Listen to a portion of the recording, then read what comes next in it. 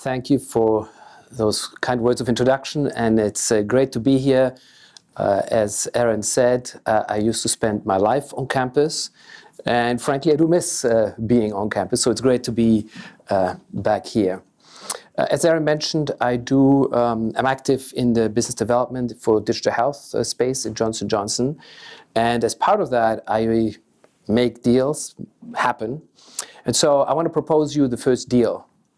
Okay, and the deal is I grab my smartphone and I turn it off, and you do the same. How about that? We're good with that? So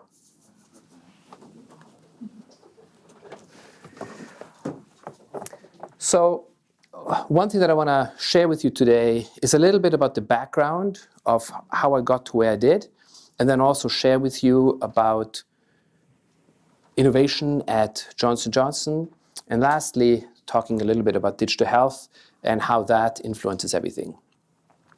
So my background, as Aaron mentioned, is in neurobiology. I did a PhD, postdoc, and was a professor in neuroscience. And as part of that, I used three methodologies, and you'll see why that is important later on. And they combine three things. One is studying the physiology of the brain. The second thing was understanding how the whole system works through psychophysics, also known as the behavior of humans in this context. And the third thing is about using computers to model and to understand what the whole system does. And what I found is that those three themes have accompanied me through my career at these various stages that Aaron mentioned.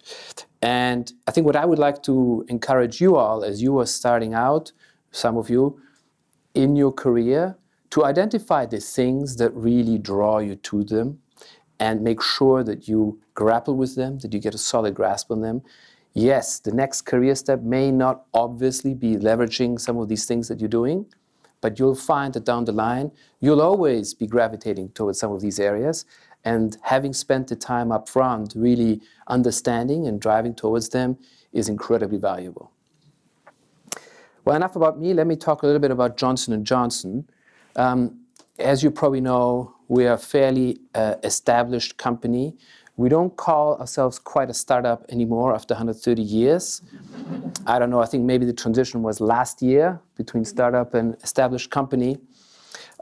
We consider ourselves the largest healthcare product company in the world.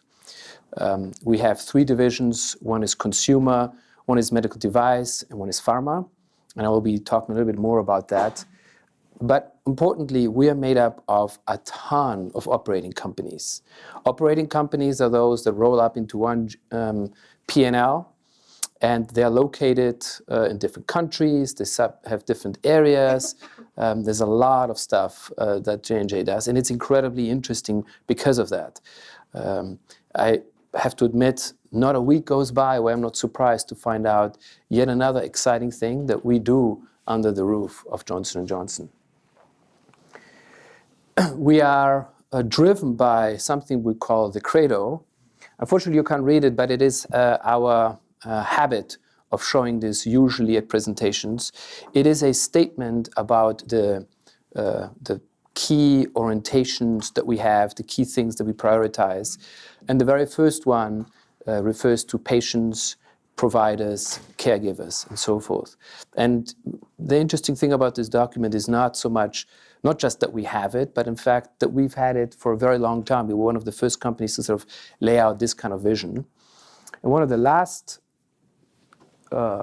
paragraphs over here actually starts referring to profit, to stakeholders, to shareholders. So there's a lot of interesting ways in which we as Johnson & Johnson define ourselves, and it starts very much with the medical need. And as a result of that, everything is always sort of oriented towards that. I want to tell you a little bit about how we're doing financially, given that there's a lot of you that are business students, and so I thought I would highlight that. I do want to mention that these are numbers from the end of 2016. The end of 2017 hasn't happened yet, so I can't share that with you, but I can tell you a couple of things about that. So the first one is our consumer sector, and many of you, of course, are familiar with baby shampoo. That's sort of the quintessential product that many of you, if you have kids or if you've been a kid, well, I guess you all have been a kid, will know. And the key innovation that we brought in there was a shampoo that would, on the one hand, clean the hair, and on the other hand, not sting in the eyes. And until we introduced that product, you had one or the other. Here you get to have both. And that's emblematic of a lot of the things that we do, where we bring together seemingly contradictory things to arrive at new products.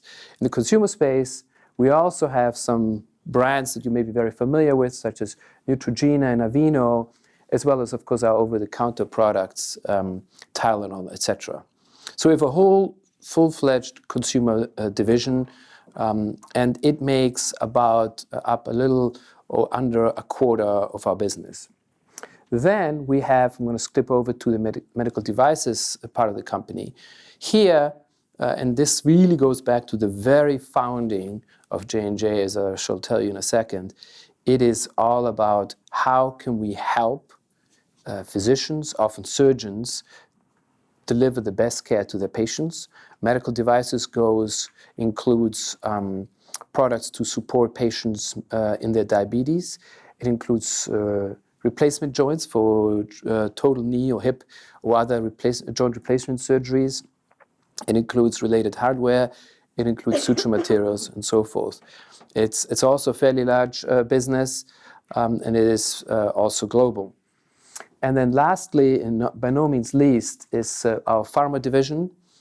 At this stage, it makes up about half of our sales, and that's because we acquired a company called Actelion earlier this year. It's a Switzerland-based company. So mention about pharma is very interesting. We acquired several companies in the history to make pharma happen for us. One is called Janssen, which was a Belgian company, and another one was Celac, which was a Swiss company. And this is a characteristic of Johnson & Johnson that I think is quite interesting. It is a company that clearly is an American company. At the same time, it is a very international company.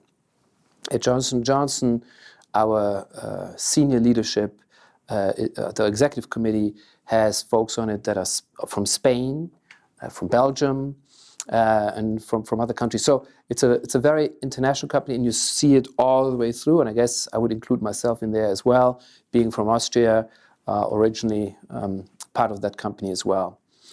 So these are the three areas. I suspect many of you may know about our consumer side. Some of you may know about the medical devices, but I suspect very few are quite as familiar with a pharma business, which is actually, as I said, quite an important part of what we do. Let me see. So I want to go back to our basics. And if you can tell, yes, this is not digital yet. We'll get to that. But I want to just provide you a little bit of the context. So about during the time of the Civil War, this concept came up that in fact there may be something around these things called germs that you cannot see. And we came up with an incredible innovation, which was basically to produce sterile suture materials. Suture materials that were already sterile. Now today, this seems like so obvious, not even worth talking about. But at the time, that was groundbreaking. And there was, in fact, an argument whether you, in fact, needed that. Why bother? You know what? You just can use the other materials. It's just fine. So that's how we got our start. And then from there, we developed first aid kits and so on and so forth. So it's something that has been very much part of our history. And the reason I point that out here is because we define ourselves as a company that is about innovation and transformation of healthcare. So when you say innovation in healthcare, that means coming up with new things, and helping transform that means changing it the way it's being used in the healthcare context. And the reason this is important is that over time, these things develop, and things that were new a few years ago are no longer later on. So we as a company are continuously having to push ourselves to develop new products, because our products will eventually commoditize. So that's a very important way in which we sort of regenerate as a company. And I want to highlight that in this space over here. So when you start out with developing some of these new, interesting technologies, this is great. But over time, what you will find is there's people coming after you that start copying it. And so you then, as an innovator, have to continue to innovate.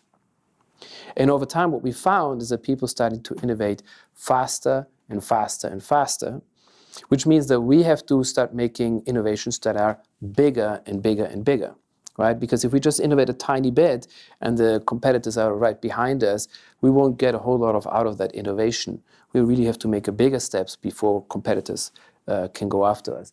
And so this is illustrated here. The threshold of innovation is increasing, and the speed of innovation is increasing.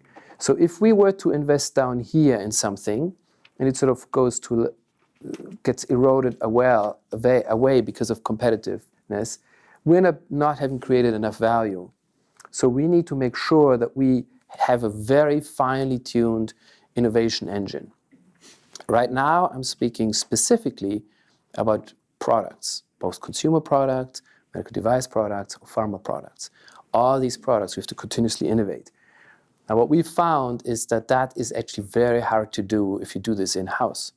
And so as a result of that, we have for a long time had the approach that we innovate internally only about half in terms of what we bring to market. And the rest we bring in from outside.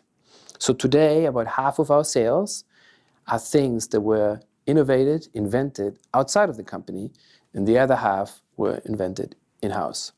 It's an interesting dichotomy, because you have to think about, you could either do everything internally or you could do everything externally. If you do everything internally, you get really good at it, but there's a risk of sort of getting too siloed and too narrow in your thinking and missing some of the important currents that are happening. On the other hand, if you only innovate externally, what you'll find is that means that all the innovation is happening outside of the company. That means that you as a company start being less and less able to truly understand what on earth is going on, because you're not doing it yourself. It's very different from analyzing a company on something that you don't do versus analyzing a company that you're doing as well. And so that's why we believe sort of finding that common ground, that middle, is actually quite important. We, through that, have developed an approach in our innovation centers, and we have a portfolio approach towards bringing in this kind of innovation. You hear a lot, by the way, these days about this term innovation, right? What does that mean? For us, it's the new stuff that we're trying to bring into the company or that we're developing inside. But it's all that novelty stuff, the things that keeps on changing things. So what we do, we continue to make investments in companies. We invest into our own efforts internally. And it's quite a sizable number at $9 billion every year. And the site here in San Diego is such an R&D site. It is focused on pharma, but does a little bit of other things as well. Then we make acquisitions. This is the big splashes, the things. I already mentioned to you, we acquired Janssen, we acquired CLAG, but there's also acquiring a company like Actelion. This was the big deal that we did this year. And there's also making acquisitions or considering acquisitions and then walking away from that. And a really good example of that is our non-acquisition of a company called Guidant. So a while ago, about a decade or so, we were interested in buying this company. We had really sorted out a lot about them in terms of valuation. And if you think about myself, I'm a business development professional, and what that means is that I go out, I look at companies, and I identify, okay, this is a great target. Let's now start the process of looking into them, and you do the due diligence and all that. And the next thing you do is you say, you turn around and you tell internally the stakeholders, we really should be buying this company. And you go and have meeting after meeting after meeting after meeting to finally get the buy-in to buy this company. So you can imagine after you've done that and you finally say, okay, we're doing this, you put forward an offer to the company to buy them at a certain price. When then somebody else comes in and says, you know what, I want to buy this company, but maybe for a little bit more than you. it gets really difficult to say, you know what, that's fine, we're walking away because we gave you our best price. So that's what we did in that particular case. Instead, Boston Scientific bought the company, and they overpaid, in our opinion, for that company, and it has been a very difficult deal. And so every time that we think about pushing a deal, every time that we think about making a deal, we always remind ourselves the worst deal is a bad deal where you overpaid. We continuously try to keep that in mind, the occasion, and it's many occasions where we've walked away and avoided overpaying. So that's just a quick statement about acquisitions. We also make strategic deals and partnerships. So this is very important. We put in place, one of the things that we put in place is our what's called JJDC, Janssen Development Corporation. It was the first corporate venture capital fund within life sciences. And it's been around for quite some time. We founded it in the 70s. And what we do over there, we make equity investments in companies. These equity investments, that doesn't mean we own them. We might make an equity investment in a round, as it's called. Say a company is raising $20 million. We might contribute $5 million out of that. They have now more capital to make the next stage of progress in that company. And we now own a certain fraction of the company. It's a very interesting model of staying engaged.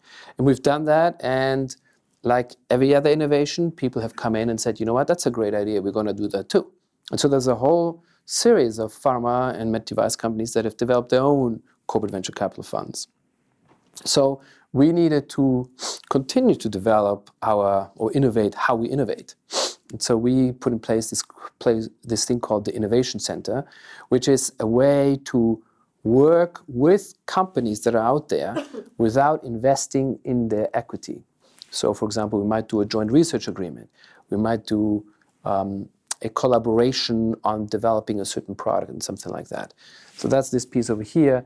And the last one, of course, we continuously try to make sure that if there's parts of our portfolio that are no longer strategic in nature, we sell them off. Those are very difficult deals to make because it's very difficult to get really excited about selling something off, but it's very important to do that. So our network in this innovation framework is shown over here, and it's made up, and I think I'll say a few more words about it. There's the Innovation Center, which is sort of this entity that looks at non-equity deals. There's the JJDC, the equity arm, and then we have this thing called JLABS, and I'm going to say a little bit about JLABS in a second. So those are all different ways. And we often get asked, well, why don't you just have one standard way of doing it? And at the end of the day, we at Johnson & Johnson have adopted a point of view of the last 10, 15 years that is somewhat different from what we used to do before. So in the past, we had sort of our investment and our looking into the future professionals based mostly in New Jersey, and any company that wanted to do business with us would come to us, both physically but also mentally.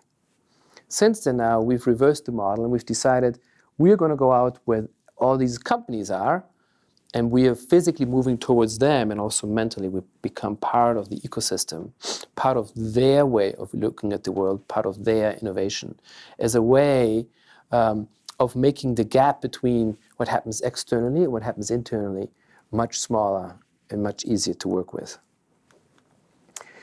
I've told you now a lot about innovation in product, but as you recall, the title of this conversation really is about digital.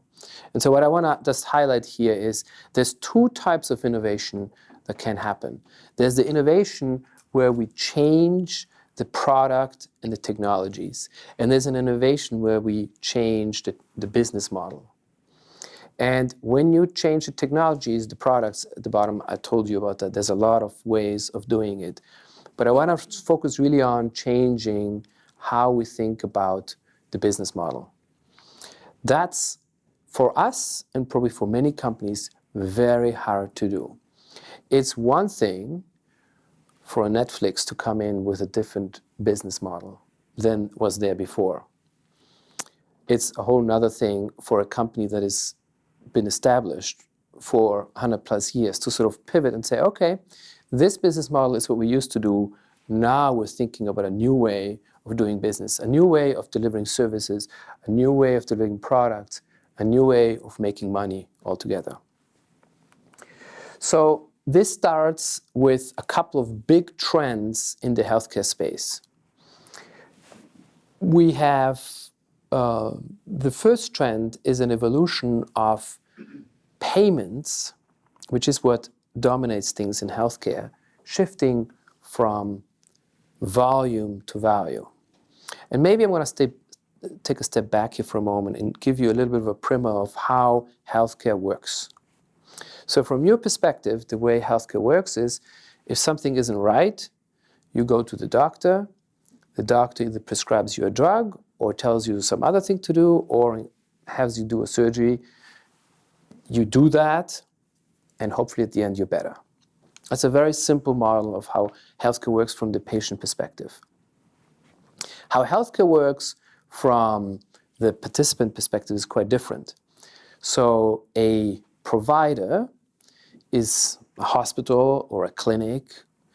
You go there, and when you go there, they're sort of figuring out, okay, what kind of visit was this? And according to what kind of visit was in terms of complexity and what was discussed, they get reimbursed for the services that they provided you. It's called reimbursement because oftentimes it is delivered first before they get paid. It's just one of those things in healthcare that is like that.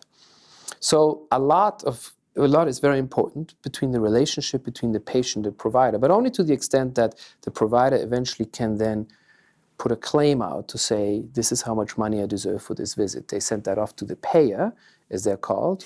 So those are the Kaisers, the Aetnas, what have you not. And then they in turn, if all goes well, send the money over.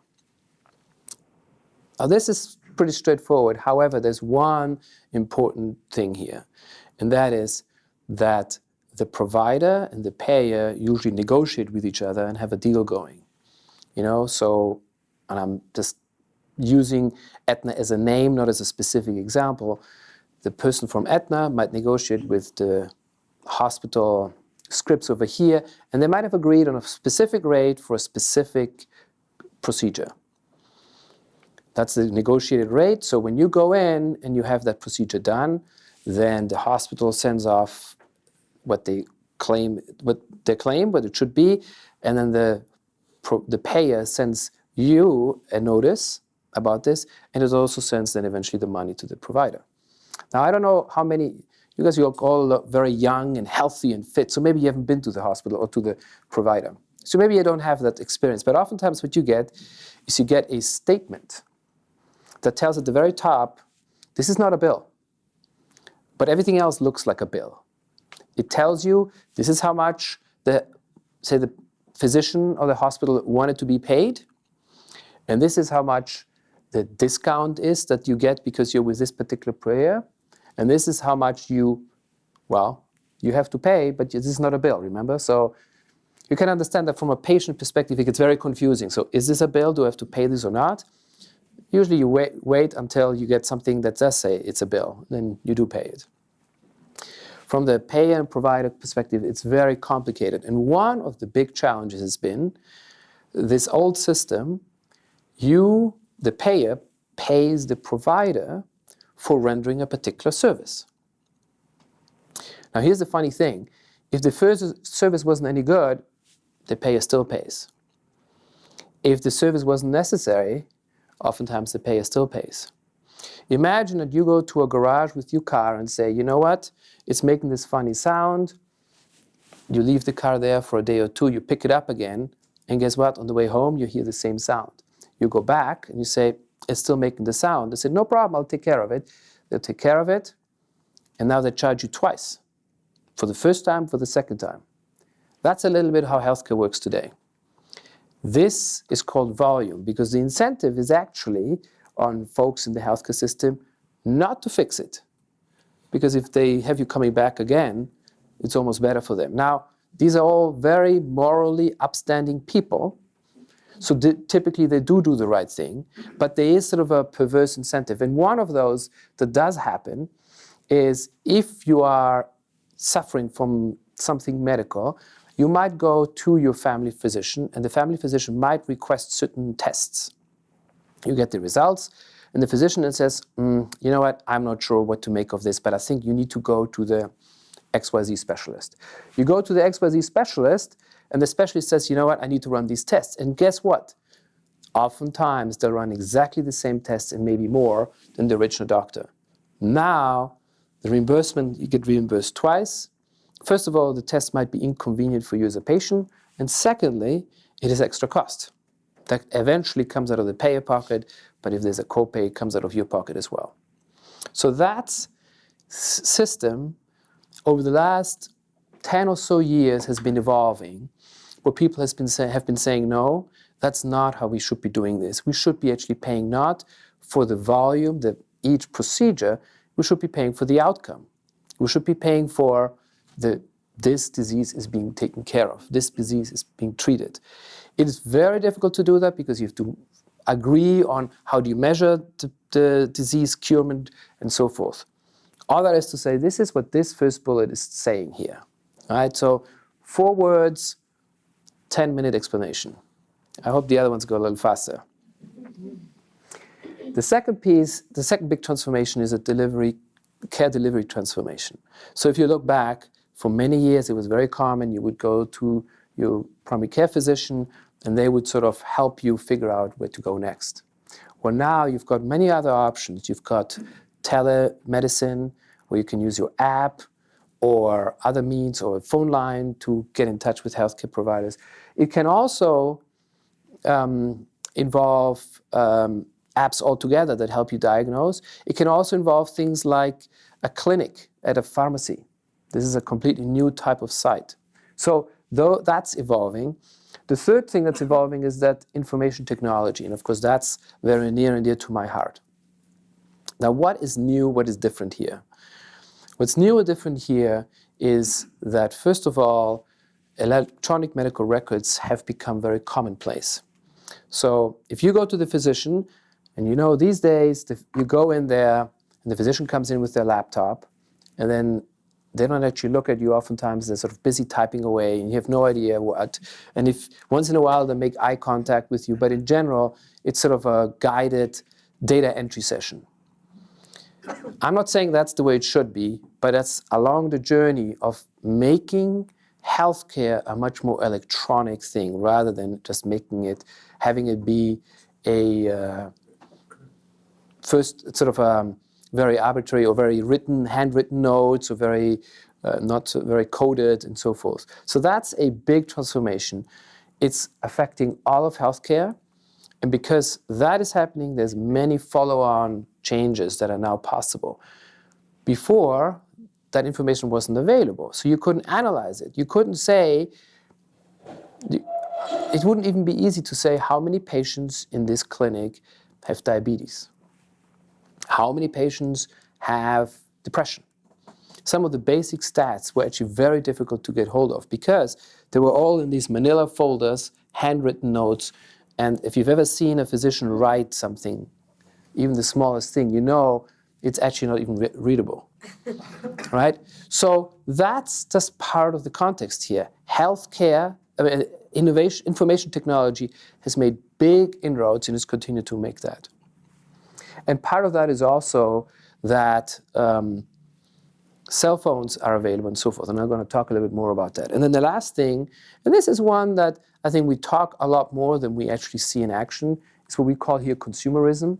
It's basically saying that patients are starting to feel more empowered to be in charge of their health. So there is a bunch of us that are really into health and wellness, and you've got your Fitbit, and you've got your MyFitness, and you go on your bicycle, and you record it 3 different ways, how much energy you expended, and how many steps you did, and whatever, and that's great, but it's a small fraction. But there's more of us that, for example, start Googling if we have symptoms, if our parent has symptoms, if we know somebody right? And that's something, we're getting more proactive. We don't believe anymore that if you go to the physician, that is the voice of God, right? Now, I should say, it is still difficult for us to go to the physician, not believe that that's the voice of God, and yet say, you know what, actually, I'm not sure about that. We still struggle with that, but you'll find that more and more physicians are comfortable with that. Another thing, just sort of as an aside, there's this concept of second opinion. And many of us believe intuitively that second opinion is essentially saying to the physician, I don't trust you, right? Well, please, take it from me, they don't take it that way. Physicians, if you are going to go out of your way to get a second opinion, to confirm what they told you, they're going to be happy about that. Absolutely. Their what is that insurance called? Malpractice insurance is beneficial to them. If there's a case, well, the other guy said the same thing, so I'm good. Payers like it too, because oftentimes they're not. If you can't get yourself a second opinion, the payer now has more confidence that, in fact, this is the right way of treatment and so forth. So, just as an aside, don't be shy about getting a second opinion if warranted. So these are sort of the big trends in the healthcare system, and I want to then talk a little bit about this part over here. So, historically, right, what we have is we have a procedure, a product, a provider, a patient, and this adds up to the optimal outcome. This is what's been tested, this is what's been approved by the FDA, this is what we're all striving for. The right combination of all these things. However, it often doesn't work out that way. And what happens instead is we get an outcome that falls far short of this optimal outcome over here. And part of that is people are not taking their drugs when and how they're supposed to do that.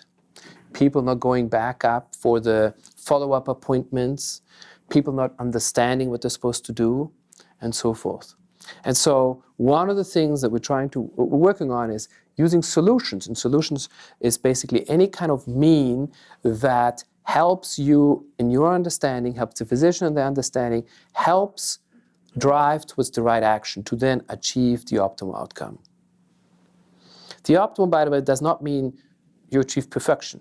Right? It's still possible that a certain disease you're going to have to struggle with for the rest of your life. It doesn't mean that the disease goes away, although hopefully at some point it will. But it means that whatever you experience, we can optimize as much as possible to where it should be. So this is sort of the broader context. I want to tie it back to the specific digital health context because I think there's a few important trends here that make a big difference. And they're sort of structured in this level. In addition to all the things that I told you about, we now have wireless everywhere. And what that means is that we can connect to either Dr. Google anywhere or to our benefits anywhere or inside of the hospital practice or in the clinic. When I'm with my physician, I can go and say, you know what, here, this is what I found online. What do you think about that? That's something you couldn't do before. You might have been able to print all that stuff out ahead of time, but that then makes for a very awkward conversation. The next thing is that the processing power, the storage, battery life, it just means that these mobile devices are actually usable in the medical context, both for you as the patient, but also for the physicians and also for the nurses and for everybody else as well. Based on these things, what we get these devices, and that in turn gives us a lot of data. It has been said that what oil was in the last century is going to be data in this century. So to the extent that we can generate, that we can accumulate, and that we can make data fungible and fluid, that's where a lot of the value is coming from. And that's what a lot of digital health is all about. And if you then combine that with machine learning and other things like that, where you take that data and analyze it in a way that does justice to the complexity on the one hand and also just gets things done, is very valuable. So that's where the promise for digital health comes from. Now, we can do this in many ways. One way is we sort of, as a company like ourselves, we can do this, through a reach, through regulatory knowledge. So, for example, the FDA just started a challenge to say, it said to the industry, help us figure out how to deal with digital health. And let me take a step back here about that. I mentioned to you we do a lot of R&D. Typically, it takes somewhere between 6 and 10 years to get a new drug product on the market. 6 and 10 years. Think about that. That involves a lot of clinical trials and so forth. Now imagine that in one of those clinical trials you added some app on some iPhone or Android or what have you not. Think about that. If it takes 6 to 10 years, that means that when the trial started, you were on iPhone 3, and when it ends, you're on iPhone 8 or 9 or 10 or X, whatever, right? So it's completely implausible to say it's going to be the same app. Well, clinical trials depend on everything staying the same. You can't just halfway say, you know what, we changed our mind, it's a different drug now. It doesn't work. If we believe that the app is critical to what we're doing, it can't change either under the old paradigm. So we're now working, so the FDA issued this thing, help us think this through. How do we do that? And so one way that they've done is essentially put sort of a proposal or a request for nominations, and 100+ companies nominated themselves to say, yes, we would like to help you think through this regulatory process. Well, we at Johnson & Johnson were one of the companies that are part of that, in addition to companies that you might not have expected. Apple is part of it, Samsung is part of it, and so forth. There's 9 players in that. So those are some of the ways in which we are participating in it that make just a lot of sense, and is an extension of what we've always done. But there's more to that. We're not wanting to wait to understand the new ways. And so we have actually very active digital health and digital participation. We have about 450 app releases per year. We have a ton of apps out there. Now, not all of them are used as much as we would like them to, and that's sort of the second stage to now figure out how we make them more impactful, how they're used by more people, and how is the per patient impact higher. But as you can see from this slide, there's a lot of things. We're very active, and we are by no means the only ones in this space. This is something that is happening, and this is something that will really change quite a lot, how healthcare is delivered. And I want you to think about when the iPhone first was launched. That was back in 2007. So that's been 10 years. If you were to take today a snapshot and compare that to, say, just before the iPhone was launched, things would just look very different. These days, you see people looking at the iPhone, walking through the streets. You see people in buses and trams, whatever, all glued to the iPhone. You see people being able to do things, being productive and so forth that they couldn't do before. That's one perspective. It has changed a lot. The other perspective, the first-hand, our perspective that we've lived through that time, is it doesn't feel like, it feels like a natural evolution, even though it's only been 10 years. It feels like we've been on this journey, but if we now look back on it, we recognize it's been a radical change. I think the same thing will happen in healthcare as well, is that it's slowly happening, and each step along the way is going to be another step of improvement, but it isn't going to be that from one day to the next, everything changes, because it won't. It will evolve. We continue to do in digital health the same thing that we do everywhere else. We have partnerships, we make investments, and we have actually hired our own IT folks. The reason this is important is because technology, on the one hand, is something that is ubiquitous. So therefore, we should have that as well. On the other hand, you can't just take anybody, because you need to have real class and sophisticated people there. And we believe that if we want to help shape and participate in the future of healthcare, this is going to be quite important. I want to mention that we're not the only ones who are interested in this space. So what you see over here is in the middle, sort of the estimated market size of the digital health solution space by 2020. It varies depending on the estimates, somewhere between $20 and $30 billion. That's real money. That's not play money, right? And guess what? You've got players from many directions trying to come in. We've got here pharma and medtech, us coming in. You've got payers and you've got providers, both of them coming in because both of them see that this space is changing. You see here the payers, they think, well, I know everything about these patients because eventually I have to pay for everything. So I'm in a really good position. But the problem is they don't know the clinical details because that's being held by the providers. The providers, on the other hand, know all the details, but only for a subsection. The endocrinologist knows everything about this patient as it pertains to diabetes, but if this patient has got anything else like asthma, they don't know that. And so that's true for a variety of providers. We have also IT companies, the EHR companies like Cerner and so forth that are trying to get into this space. And then we've got new entrants, IBM and Google, that sort of feel like, you know what, this is an interesting space, we should be able to play there. What's important for an industry here is not just there's competition between different companies, like you might imagine, maybe Roche and Johnson & Johnson or Novartis or what have you not, but there's actually competition between entire industries, and it is not clear who will come out ahead.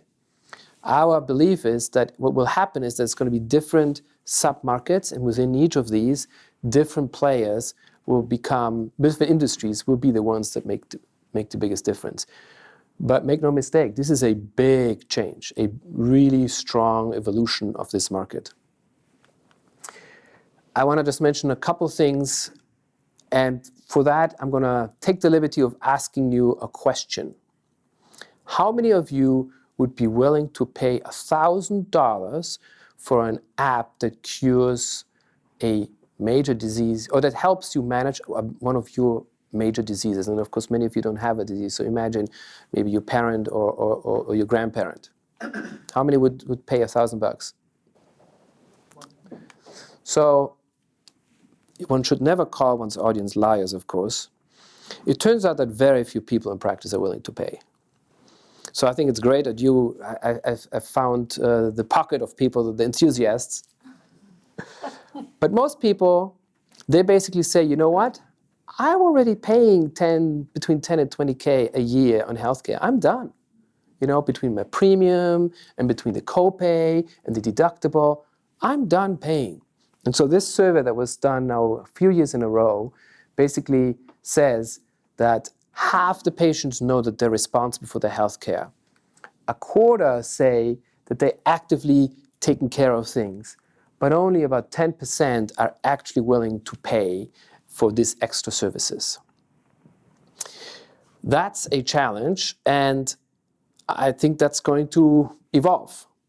But for now, that means that the reason that digital health can work is because it needs to save money to the system. And of course, that's ultimately what this is all about. Finding ways to save costs to the healthcare system, reduce duplicated tests, reduce unnecessary visits, get maybe a quick and dirty way to do second opinions, and so forth. Here at the bottom, you just see real quick that in light green is what was checked in 2005, and this one in 2006. It used to be that it was all about online information. It was all about Dr. Google. Over time now, it has become much more the telemedicine and other things are becoming important. So this evolution that I've been mentioning to you is in full swing, and we're going to continue to see about that. Here, a different perspective on the same question, which is mainly how much funding, venture capital funding, has gone into this space. And what you see is that there was some real funding, $3 billion by 2013, but over the last 4 years, it's really shot up. And look at this. The first 3 quarters in 2017 are more than either of those full years, the last 2 years. So it's really going down there. There's really a lot of investment. And if, I'm not showing this here, but if you want to know more detail, you'll see that much of that investment is actually later stage. So in other words, it's not just the earliest companies, it's sort of barely an idea, but now this is gaining traction and they're trying to really push this forward. So this is very exciting. I'm going to skip over this, just tell you real quick that organizations across healthcare are actually really struggling with this. And what you see here is a survey that I conducted where I basically asked people, companies to rank how are the different stages in this process working for you. So the first one is, how much do you understand the space? Then how much do you have a strategy? How much is the agreed ownership of doing this? What is the alignment internally? Have you evaluated investments and actually are doing stuff? And the answer is sort of, if on a scale from 1 to 4, you see that on understanding, people are high, but very quickly it drops off to sort of 3 or something like that. But more telling is what you see here between the different industries. MedTech and services are very high, and then pharma, for example, is considerably lower. And the reason for that is that services and MedTech are natively or more natively digital. There is a device. If you think about a diabetes device, it's digital. You can do something like that. That's very different for a pill.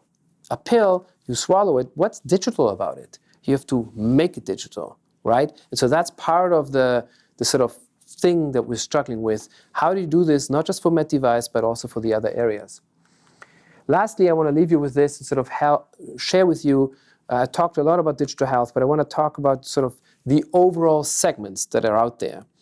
And we've sort of worked this out in great detail, but at the high level, there is 5 segments that you want to think about.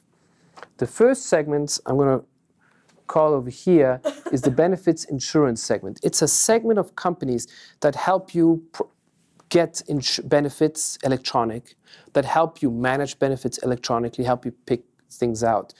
One of the first examples is Medicare Part D. Medicare Part D is a benefit plan for drugs for seniors. It was passed in 2003, initially rolled out in 2005, and then really launched in 2006. It's very complicated. It has a deductible, then you get paid for a period, and then there's something called the donut hole, where once again you don't get any reimbursement, and then afterwards it picks up again. This was meant for seniors, right? So seniors were supposed to figure out which plan to choose, and it's very complex. So what my company then, Destination RX, did is we developed a calculator where you type in your zip code, you type in what drugs you take, and it will spit out how much your cost will be for this product for the entire year, not just the premiums, but including the drug costs and everything else. That allows folks to really make informed choices. Something similar, of course, exists now in the context of the Obamacare markets, and as you know, enrollment has begun for those. So those are companies sort of in this space. You've got another set of companies that are evolving the way that people get to their care, either through telemedicine or through retail clinics or things like that. Then there's a space here called consumer. These are things like MapMyFitness, Fitbit, and so forth. These are companies that are trying to appeal to you directly. You have to pay for them directly, so they can't be clinical typically, but they are the ones that are sort of helping you engage with your healthcare. As I said, those are the kind of companies that typically rely on the enthusiasts in this space to really go down there. And then the last 2 segments are clinical solutions. These are things that help patients get more out of their healthcare as they engage with providers and so forth. So many times this includes apps that may be prescribed to you by a physician, that you should be going and following that particular thing. And then lastly, we have clinical operations. These are things that you as a consumer will not necessarily see. These are solutions that help physicians make it more easy, more optimal, more smoothly going to do what they do. Physicians have a ton to do. There's a lot of inefficiencies in their process. What these kind of things clinical operations do, they will make that more efficient. And with that, I'll thank you for your attention.